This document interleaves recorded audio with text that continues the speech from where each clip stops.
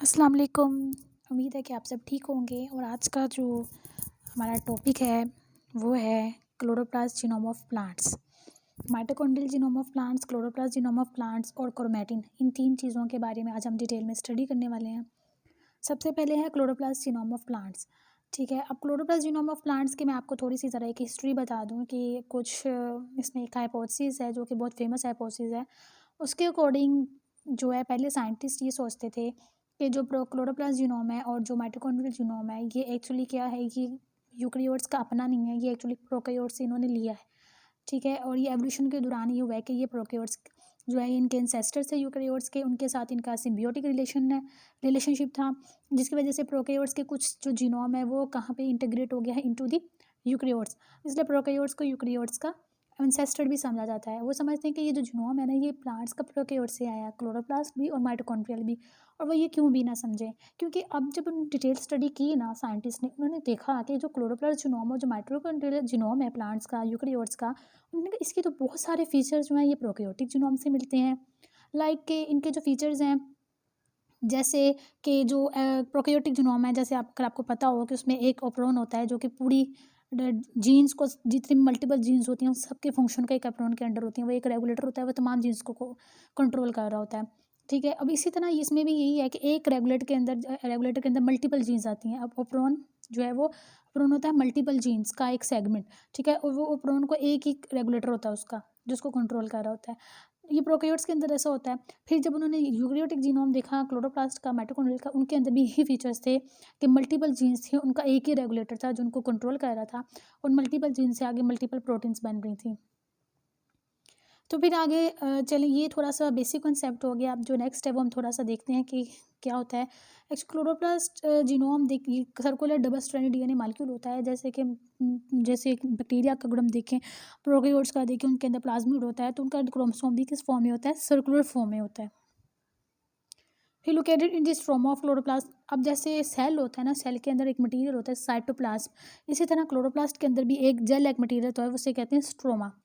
ठीक है, highly conserved among plant species. और ये जो क्लोरोप्लास्ट जीनोम है, जितने भी प्लांट स्पीशीज़ है उसमें हाईली कंजर्व्ड होता है। इसमें रेपिटेटिव सीक्वेंस, इन्वर्टेड रिपीट्स भी होती हैं। More than one copy of genome in each chloroplast. Her chloroplast में एक से ज़्यादा कॉपी होती है। अगर हम बात करें यंग लीव्स की, तो उसमें एटलीस्ट 100 कॉपीज़ होती हैं यंग लीव्स के अंदर क्लोरोप्लास्ट जीनोम की, जिसमें मेसोफिल सेल्स आ जाते हैं। और अगर इसका एवरेज जो साइज़ है वो 120 टू 160 किलो बेस पेयर है। और अगर जीन्स देखी जाए इसके अंदर, तो 120 टू 140 जीन्स इसके अंदर कोड हुई हैं। अब ये आपके सामने जो एक स्ट्रक्चर है, ये है मेज़ का। मेज़ के अंदर जो बेस पेयर्स होते हैं वो है उसके जो जीनोम का साइज 140,387 बेस पेयर। नेक्स्ट जो है ये tobacco, maize, rice, liverwort, black pine, these are all different species of plants. And यहाँ पे इनका आपको नज़र आ रहा होगा बेस पेयर्स में इनका जीनोम साइज भी साथ लिखा हुआ है। क्लोरोप्लास्ट जीनोम साइज टोबैको का 155844 बेस पेयर, 14387 बेस पेयर मेज का, राइस का सबसे ज़्यादा टोबैको का है, फिर मेज, फिर इस तरह की ना एक सीक्वेंस वाइज लिखे हुए हैं। माइटोकॉन्ड्रियल जीनोम क्या होता है? माइटोकॉन्ड्रियल जीनोम एक्चुअली कहते हैं कि क्लोरोप्लास्ट जीनोम जो है वो प्लांट स्पीशीज़ में होता है, उन प्लांट स्पीशीज़ में होता है जिनका कलर ग्रीन होता है, जिनको क्लोरोफिल की ज़रूरत होती है। ठीक है, अब क्लोरोप्लास्ट के अंदर ही क्लोरोफिल होता है। अब जिन्होंने जो वो प्लांट जो फोटोसिंथेसिस करते हैं उनके अंदर तो क्लोरोप्लास्ट जीनोम होगा। ठीक है, लेकिन जो माइटोकॉन्ड्रियल जीनोम है ना, ये सब यूकेरियोट्स के अंदर होता है। क्लोरोप्लास्ट जीनोम तमाम यूकेरियोट्स में नहीं होता। आपके अंदर क्लोरोप्लास्ट जीनोम नहीं, मेरे अंदर क्लोरोप्लास्ट जीनोम नहीं है, लेकिन जो माइटोकॉन्ड्रियल जीनोम है, it is common to our eukaryotes. ठीक है, और इसका जो साइज़ है ना माइटोकॉन्ड्रियल जीनोम का, ये यीस्ट और मैमल्स की जो माइटोकॉन्ड्रियल जीनोम है ना, उसकी निस्बत प्लांट्स का जो माइटोकॉन्ड्रियल जीनोम है ना, इसका साइज़ बहुत ज़्यादा होता है। यीस्ट का थोड़ा होता है, मैमल्स का भी थोड़ा होता है। 200 kilo base pair brassica species में, और 2500 किलो बेस पेयर क्यूक्यूमिस मैलो मस्कमेलन उसमें हुआ है। अब इतनी वेरिएबिलिटी भी आ रही है जीनोम साइज, माइटोकॉन्ड्रियल जीनोम ही within species to species vary कर रहा है इसका साइज। क्यों? क्योंकि इसके अंदर बहुत सारा नॉन कोडिंग डीएनए का मौजूद होता है। मेज माइटोकॉन्ड्रियल जीनोम जो है ये लार्जर होता है उसके क्लोरोप्लास्ट जीनोम से। क्लोरोप्लास्ट जीनोम के साइज़ की निस्बत जो माइटोकॉन्ड्रियल जीनोम है ना मेज का, वो उसका साइज़ बड़ा है।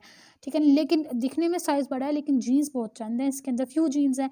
अब जीन्स उनका फंक्शन क्या है, या तो प्रोटीन सिंथेसिस में वो कर रही है, या रेस्पिरेटरी इलेक्ट्रो ट्रांसपोर्ट में। अब जीन क्यों चंद है, जीन फ्यू है लेकिन साइज़ बड़ा है, इसलिए क्योंकि बहुत ज़्यादा पोर्शन इसमें नॉन कोडिंग डीएनए का है। प्लांट का जो माइटोकॉन्ड्रियल डीएनए होता है ना, अगर उसके अंदर मर्ज हुआ है क्लोरोप्लास्ट डीएनए, तो उससे हम कहेंगे प्रोमिस्कस डीएनए। यहाँ पे आप अगर आप देखें तो यहाँ पे ट्रांसक्रिप्शन ट्रांसलेशन में जो एलिमेंट्स इन्वॉल्व हैं, उनको बताया गया कितनी जीन्स कोड कर रही हैं क्लोरोप्लास्ट जीनोम के अंदर, जो जीन्स हैं उनको कितनी कोड कर रही हैं। फिर साथ एक्रोनिम उनके मेंशन है। एक्रोनिम ये दरमियान में जो एक्रोनिम है ना, एक्चुअली ये जो एक्रोनिम है ये मदद करते हैं जीन मैपिंग में, आपको जीन को आइडेंटिफाई करने में, फाइंड करने में ये बहुत हेल्पफुल है। ये इसकी सबसे इंटरेस्टिंग फीचर है। क्रोमेटिन आ गया। क्रोमेटिन जो कि लास्ट है इस वीडियो का, लास्ट क्रोमेटिन है। क्रोमेटिन में क्या होता है, ये डीएनए जो सबसे पहला उसका स्ट्रक्चर होता है, डीएनए जिस फॉर्म में मौजूद होता है, ठीक है ना, वो क्रोमेटिन की फॉर्म में होता है। ठीक है, ये एक पैकिंग होती है। डीएनए जो है ना, red brown course composed of histones which are basic proteins. Histones मतलब 8 हिस्टोन्स होती हैं, उसके अंदर डीएनए की रैपिंग हुई होती है। और यहाँ पे मैं आपको दिखाती हूँ, ये वाला स्ट्रक्चर देखें, जो ये है ना, ये एक हिस्टोन है यहाँ पे, और उसके इर्द गिर्द ये वाला, ये स्ट्रक्चर, ये हिस्टोन्स हैं। यहाँ पे 8 हिस्टोन्स है, उसके अंदर 2 स्ट्रैंड्स डीएनए के रैप हुए हुए हैं, ठीक है ना। अब ये एक जो रैपिंग है ना, इसको कहा जाता है न्यूक्लियोसोम।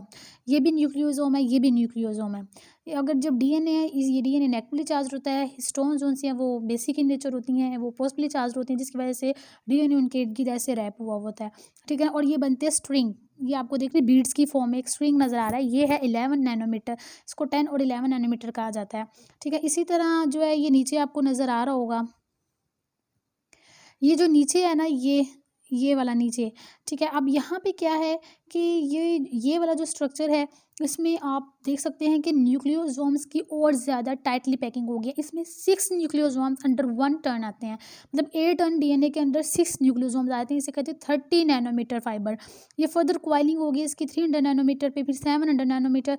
फर्दर जिस तरह सुपर क्वाइलिंग हुई तो फिर इस क्रोमोसोम बन गया, जिसका है साइज़ है 1400 नैनोमीटर। इसको हम फाइबर कह सकते हैं, 1400 नैनोमीटर फाइबर, ठीक है। अब यहाँ पे अगर हम बात करते हैं तो ये है कि न्यूक्लियोसोम्स के जो है ना, ये जो न्यूक्लियोसोम्स हैं, ये एक न्यूक्लियोसोम है, दूसरा न्यूक्लियोसोम तीसरा।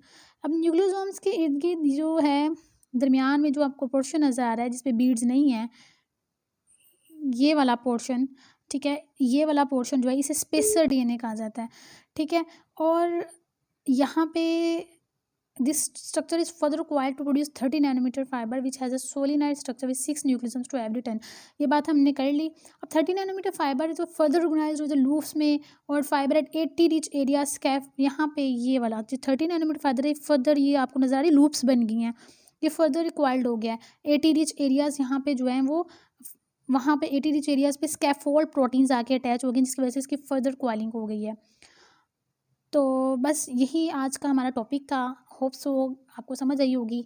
तो सब्सक्राइब करना मत भूलिएगा, लाइक करना मत भूलिएगा, शेयर करना मत भूलिएगा। अल्लाह आपका निगहबान हो। अल्लाह हाफिज़।